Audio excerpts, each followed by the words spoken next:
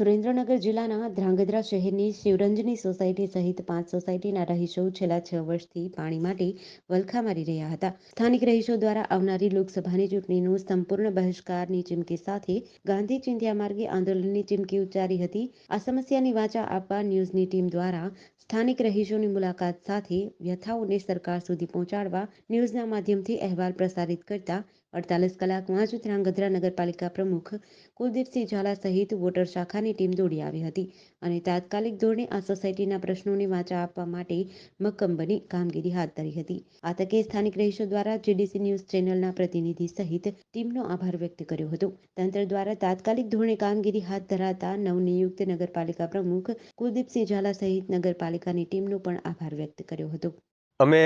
Shivranjani society અને આસપાસની 5 સોસાયટીના જે પાણીના પ્રશ્ન બાબતે અમે 2 દિવસ પહેલાં નગરપાલિકાને આવેદનપત્ર આપેલું અને તેમાં અમે એવું જણાવેલું કે અમે જો પ્રશ્ન અમારો હલ નહીં થાય કે જે છેલ્લા 7 વર્ષથી છે અને એના અનુસંધાને ન્યૂઝ ચેનલમાં આ અહેવાલો પ્રસિદ્ધ થયા અને એ અનુસંધાને આ વાત નગરપાલિકાના હોદ્દેદારો સુધી પહોંચતા અમારા ધ્રાંગધ્રાના નગરપાલિકાના યુવા પ્રમુખ અને ચીફ ઓફિસર શ્રી અને એમના સ્ટાફની સંયુક્ત ટીમ કાલે અત્રે અહીંયા અમારી સોસાયટીની તમામની મોજણી કરી પાણીના નમૂનાઓ લઈ અને તાત્કાલિક ધોરણે આ સમસ્યાને દૂર કરવા માટે થઈને આજરોજ એને લાઈન લેવા માટેની ખોદકામ પણ ચાલુ કરી દીધું છે અને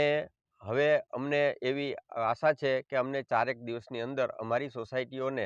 જે પાણીની સમસ્યા હતી તે હલ થશે અને એ આપવામાં આવશે. આ તમામ જે કામગીરી છે એનો હું એક ન્યૂઝ ચેનલના દિનેશભાઈ ગામવા, રિપોર્ટર શ્રી જયેશભાઈ ઝાલા અને અમારા ખાસ તો યુવા પ્રમુખ કે જે અત્યાર સુધીમાં અમને જે બધા જે નગરપાલિકાના હોદ્દેદારો અત્યાર સુધીના આ પહેલાંના હતા તેમને માત્ર કોણીએ ગોળ ચોંટાડવા જેવા આશ્વાસન જ આપેલા અને આમને તરત 24 કલાકની અંદર સટીક એક્શન લઈ અને તાત્કાલિક ધોરણે અહીંયા આવી એમની ટીમ સાથે બધી સર્વે કરી મેપ બનાવી અને તાત્કાલિક રીતે આ જે કામગીરી ચાલુ કરી દીધી છે. તો હવે અમને એવી આશા છે કે અમને અમારી પાણીની સમસ્યા દૂર થશે. એટલે હવે અમે આ તબક્કે હું નગરપાલિકા પ્રમુખ શ્રી કુલદીપસિંહ ઝાલા, ચીફ ઓફિસર શ્રી પટેલ સાહેબ અને એમની ટીમનો હું આભાર માનું છું અને ભવિષ્યમાં પણ આ જ રીતે તેઓ પ્રજાની સાથે પ્રજાના પ્રશ્નોમાં ત્વરિત રીતે કામગીરી કરે એવી અમે આશા રાખીએ છીએ. જીડીસી ન્યૂઝ સાથે દિનેશ ગામવા સાથે જયેશ કુમાર ઝાલા, ધ્રાંગધ્રા.